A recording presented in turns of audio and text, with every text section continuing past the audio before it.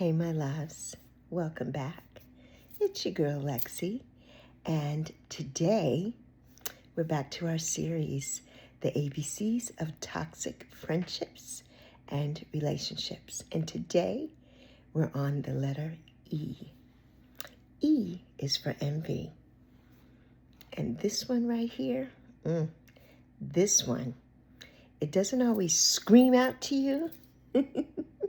You know, it doesn't always show itself right away, but sometimes envy, it sits right next to you, smiling in your face.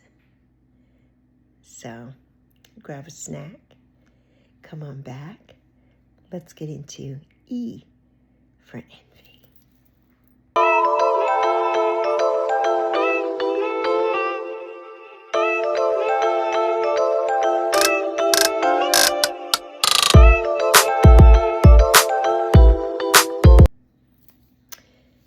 You know, not everyone who smiles at you is happy for you. And sometimes envy doesn't come loud, it sneaks in. It comes in very, very quiet. So let's talk about envy. Envy is one of the most dangerous energies in a friendship because it hides. Envy is hidden. And you see envy, sometimes it represents itself, right? Jealousy. And jealousy might be loud sometimes. It's obvious and very uncomfortable. But envy studies you. Envy watches you. Envy claps for you while secretly wishing that you had less. And that's where it becomes toxic. You know what envy looks like? Envy doesn't always look like hate. Doesn't always. Envy, sometimes, you know, it looks like backhanded compliments. Like when somebody says to you, must be nice. That's a backhanded compliment. We don't think it is all the time, but it is. Or silence when you win. When you are winning and they don't congratulate you, they don't say anything, they're not happy for you, that's envy. That's quiet envy. Energy shifts when you're doing well. When you're doing well, they are in their feelings about it. You know, their energy towards you takes that shift, right? Like, oh, why do you always get this? Why do you always have that?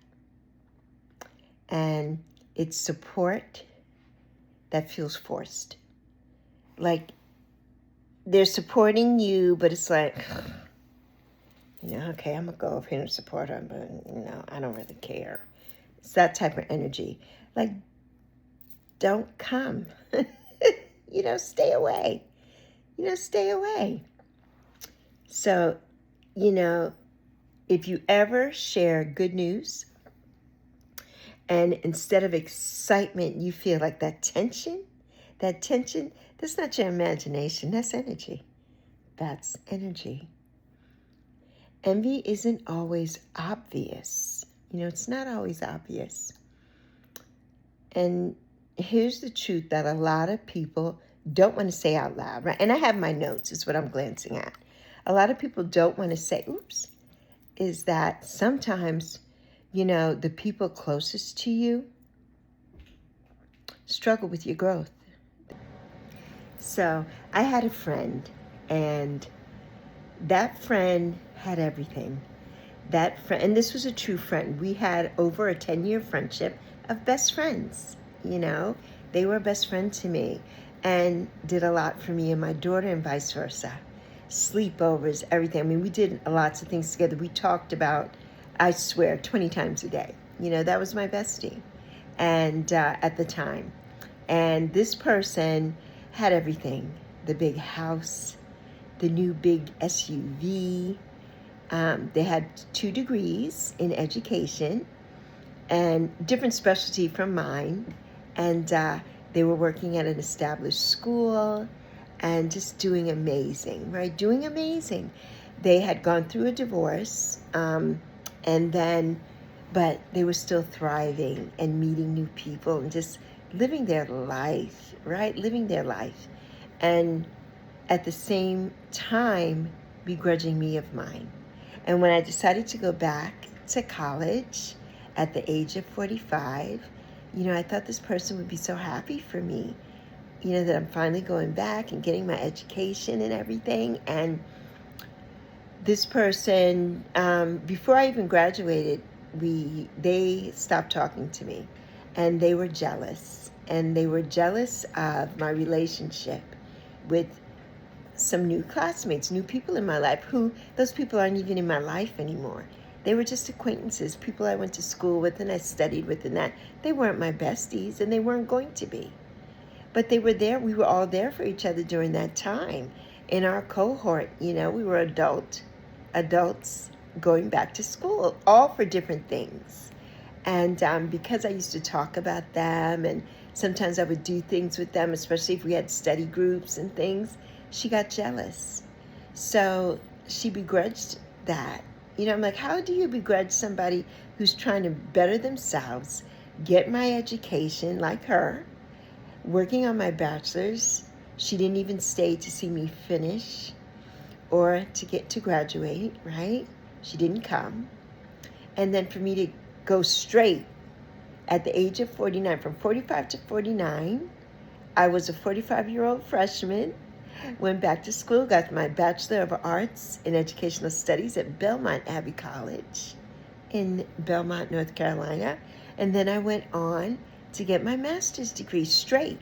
So at the age of 51, October 15th to be exact, I received my master's degree in education with a specialty in adult education and training. And how do you begrudge me? My mother and my daughter and I, we're that sandwich generation. I, being the mother of a young child at the time, and the daughter of a senior citizen who was ailing, who I was taking care of. So I was that sandwich generation, taking care of my little one, taking care of my mommy, and working full time and going to school. Some days I didn't even see them. I would see my daughter in the morning on her way out. Sometimes I would drop her off at the bus or at school, and then I would go to work, and I would leave work in the afternoon and go straight to the college. My last class was over at 10:30 at night. And so I wouldn't get home sometimes until after 11. And she would be in bed, and I would miss that with her. I would miss dinners with her and homework and all of that to better myself and to better things for us. And how do you as a friend come in and tell me, oh, well, I hope you have fun with your new friends? How do you get that jealous? Because I'm bettering myself? You have everything, and I'm so happy for you, right? I wasn't envious of you. That's envy. That's jealousy, and that's envy. And it rears its ugly head. It truly does. Not because you did anything wrong that people struggle with your growth, but it's because your light, your bright light reminds them of where they feel stuck. Maybe she felt stuck, but that wasn't my fault. How was that my fault? That you feel stuck? It's just nuts. And it really makes you feel some kind of way, like, wow, I was there for you, your cheerleader, and rooting you on, and there for you when you were going through your divorce, and there for you through everything.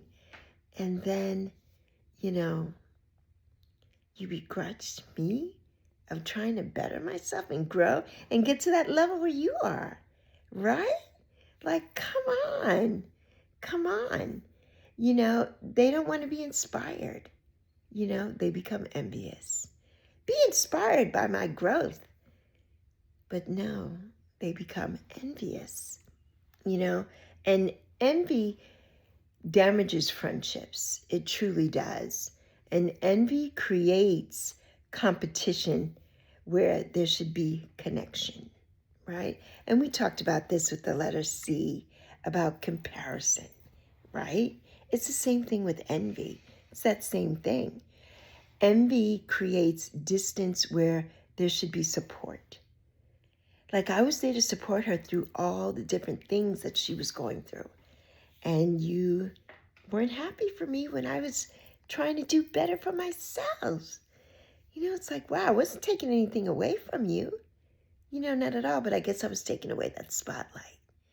That she was the better friend, and the friend who had money, and the friend who had status, and the friend who had everything. And I was just the little friend who, single mom, taking care of her mom, living in my little apartment, doing the things and just living my day-to-day life, and they couldn't handle it. They couldn't handle that, and also envy creates that passive negativity instead of love, that passive negativity. And, it's awful. It's awful. It's like, really? Really?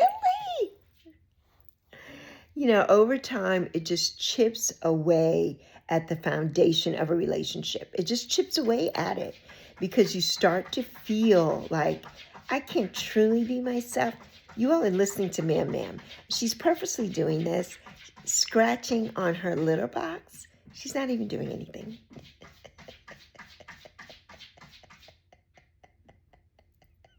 Ma'am, she just had to get in here with the envy. But like I was saying, over time, it chips away at you. It chips away at the foundation of your friendship, because you can't have a friendship with jealousy and envy. You just cannot, because you start to feel like, I can't fully be myself around this person. You got to walk on eggshells. I can't fully be myself around you.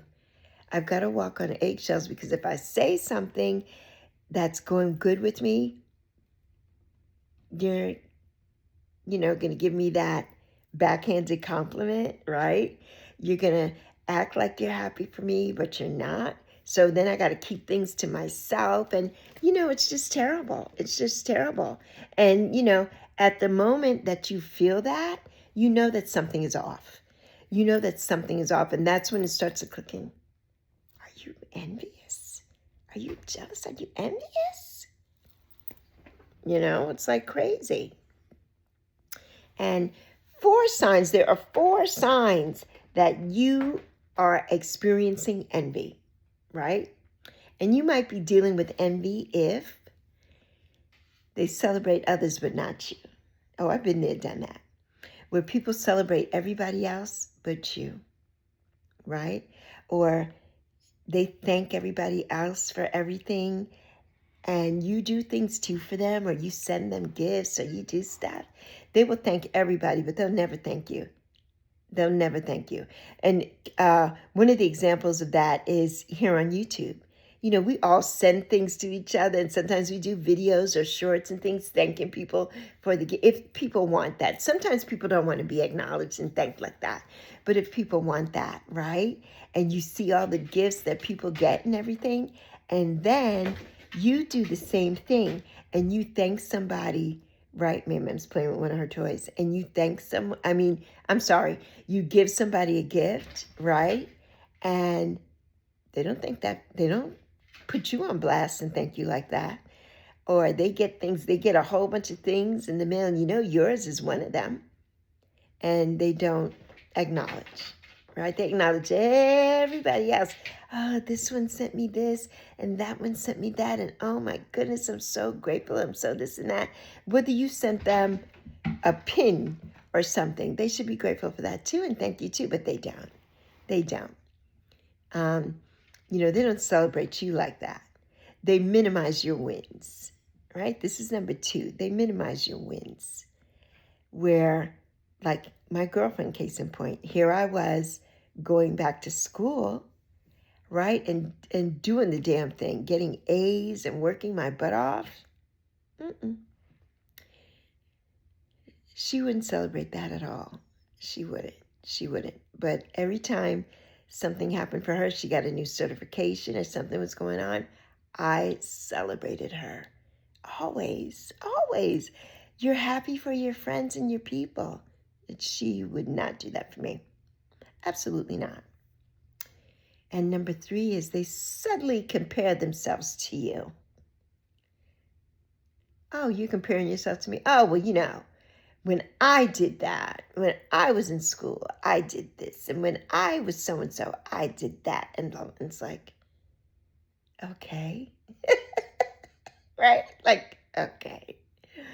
And the 4th one is you feel like, you have to shrink to keep the peace, right? You just have to, like I just said, they're saying all this grandiose stuff. Same thing that you're doing, right? But they've done it better. They did it better. So you're just like, okay, good. That's good. I'm so happy for you. And that's it. You have to just, why do you have to shrink yourself down to appease somebody else? Because they're envious. So let me say this clearly. You should never have to dim your light, right? You should never have to dim your light to keep a friendship. Never. Never. You should never have to shrink yourself down to keep a friendship. Absolutely not. Absolutely not. And how you handle it, right, is we have to move with power, right? We got to move with power. We got to move with power. So you don't need to argue with somebody. Let that go, right? You don't need to do that. You don't need to prove anything. You really don't. You don't need to prove anything. You don't. You just need awareness, just awareness, right? Protect your energy at all costs. Protect your energy, right? Move differently. Unfortunately, sometimes we have to do that, right? And sometimes we have to create that distance, right? Just create distance. And after a while, they're going to be like, oh, well, I haven't talked to her in so long, or I haven't. Yeah, and you won't. You won't. Because you were on that energy BS, right? And ain't nobody got time for that. Ain't nobody got time for that. At all, right? Because not everyone is meant to go with you to your next level. No, they're not. They're not. Everybody's not. And that's what I always say. Everybody's not meant to go with you. You feel like you start off with people and you all are just besties and this and that, but there's always a season finale. There is. There is. And people prove it all the time here. They prove it all the time, right? So, in healing, right? Let's be real, for a moment. Let's be real for a moment. Envy is human. It's human nature. And people feel it. They do. They do. And maybe you've even felt it yourself, right? But it's what they do with it that matters. It's what they do with it that matters. And a healthy person will say, wow, if she can do it, I can too. If she can do it, I can do it too. That's what I was saying. To my friend, I'm like, wow, she did this, but she did it right after high school, of course. I took a different route, right? But I did it, and I was so proud of myself, but I didn't have that person to share it with because they've been left. They've been left the building. They've been left the building, right? And an unhealthy person will say, if I can't have it, she shouldn't either, right? And we get that in a lot of relationships, not just friendships. But recently, like I've seen all these things on YouTube, with fiancés unaliving their people, or there's a person in Virginia, he used to be the lieutenant governor, and separated for the last 2 years, almost 2 years, right? But still living in the home because I guess they needed to share the domicile and they had 2 young children. But there was no loving relationship anymore. They were separated. But that person unalived their wife and then unalived themselves. And now their children don't have parents. All because of that, right? If I can't have you, then nobody can type of situation. And it's devastating. It's devastating, you know? And that's the difference of the healthy, where you're like, wow, if you can do it, I can do it too. Yeah, let's do this. To the unhealthy, well, if I can't have it, then you can't either, right? And that's not a good thing. It's not a good thing. So, as we continue this series, remember that not all negativity comes loud, because it doesn't. It doesn't. Some of it whispers. It whispers. And envy, envy hides quietly. So stay aware, stay grounded, and stay you. Stay you. Just remember, what I always say, I see you, stay you. I love you plenty, as I truly do. And I'm so proud of you, and I'm proud of us as a community and a collective here, and I'm so proud of this series. I'm so proud of it. And I hope that something with this resonated, something in this series has resonated with you, but if it doesn't, leave it for somebody else, because I'm sure it will resonate with someone. So on that note, Lexi's out, and I'll see you for F. Can you guess what F's going to be? Leave it down in the comments. Deuces.